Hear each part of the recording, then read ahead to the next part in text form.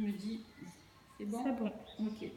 Donc, l'exercice, l'idée, c'est de profiter que cette jambe est allongée et que de ce fait, mes deux hanches sont bien pour pouvoir lever la jambe.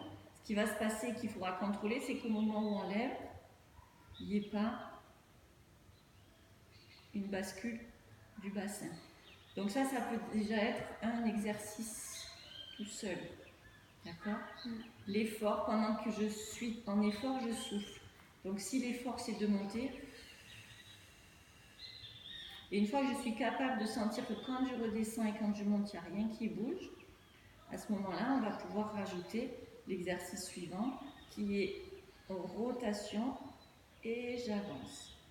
Là, je reviens.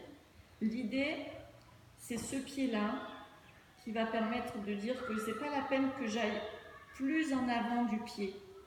Je vais rester à peu près entre la ligne droite et ce pied-là. D'accord? Donc, rotation externe et avancement. Et je reviens. Pareil, ici, ça risque de faire comme ça.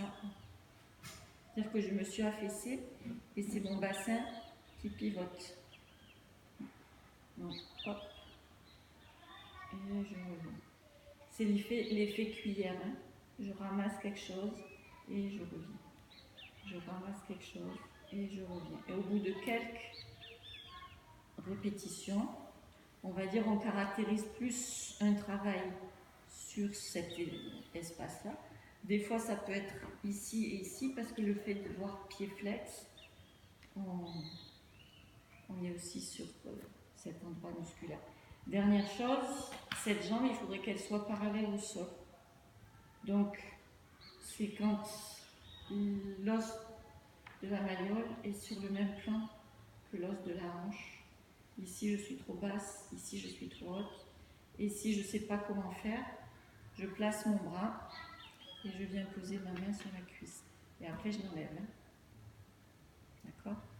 Et hop. Quel que soit le travail, ici, on est toujours bien tenu et bien en autograndissement. Donc, cette main-là, elle peut servir à faire, je me tracte, je sors de la piscine.